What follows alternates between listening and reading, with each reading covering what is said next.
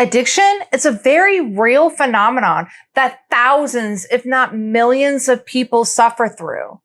Even if you have gotten rid of your addiction, there are some things that you have to look out for so that the problem doesn't come back. Hi, I'm Shay and welcome to my channel. I suffered an active addiction for 22 years, and now with 6 years clean, I promote a message of hope and recovery.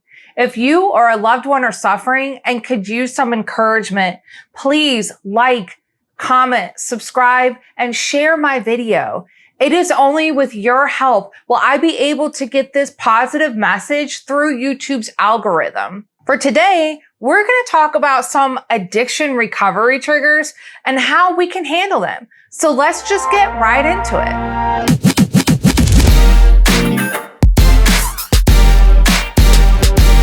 Now, let us first talk about what trigger means exactly. In addiction recovery, something that has the potential to cause a person to relapse is referred to as a trigger.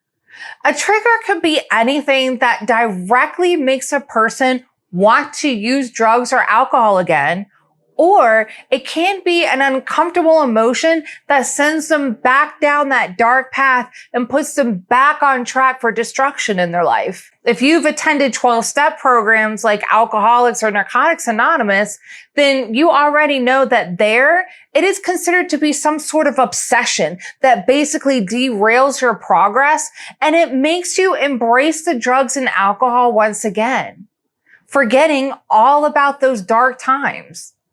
Now, these things can be pretty tricky, especially if you're someone who's in recovery or has been sober for a while like I have. The real problem is that such triggers aren't exactly clear.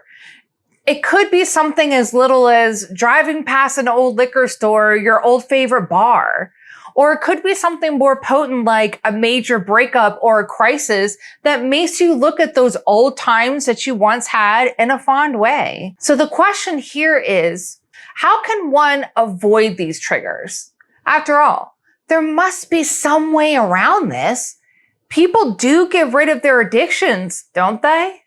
Well, the simplest advice that is most often thrown around is that you should avoid getting into these situations where you would end up with the drug or a drink in your hand in the first place. But this is easier said than done.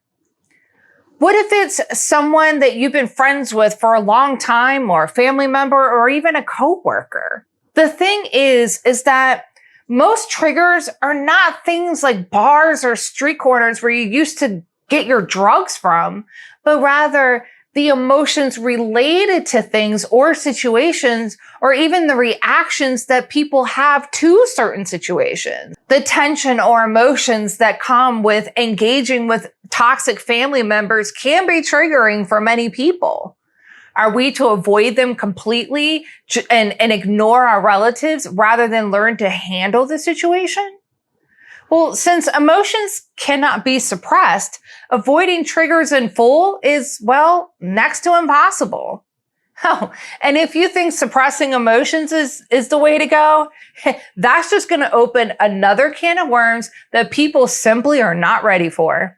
This is where the right sort of recovery becomes important. You need to be able to deal with life on life's terms instead of running from one problematic situation to another. You need to be able to face them head on, because like it or not, life is going to throw lemons your way, and it's up to you to make that lemonade. It's crucial to reach a stage in recovery where, despite the emotions and the sentiments triggered by specific circumstances, you as a recovering person can face them head on without turning to drugs or alcohol for escape. The goal of rehabilitation is to learn to live life pleasantly rather than to avoid it, so that when discomfort or fear arises, because it will, there's no need to turn to drugs or alcohol for your relief. So, what does this mean? It simply means that instead of running away from things in life, or as we just call them, triggers, it's always better to learn to deal with those triggering incidents Because simply put, life isn't predictable, and you cannot say that you won't be enticed to fall off the wagon at some point. So you have to foster the ability to deal with these urges in a healthy way. By doing this, we can guarantee that you will always come out on top. Don't let chemicals control you. Rather, be your own boss. If you're still suffering with addiction, you're a survivor. More than that, you're a warrior. You have gone to great lengths for your addiction. And recovery is only going to happen when you put that same amount of effort into getting sober as you did into getting high. My Twitter DMs are open, and they're open for anyone who has a question or just maybe looking for some individual support. So that was all the time that I had for today, folks. I hope this video was informative for you guys. If you want to see similar content, then do not forget to subscribe to my channel and do hit that icon bell on your way out.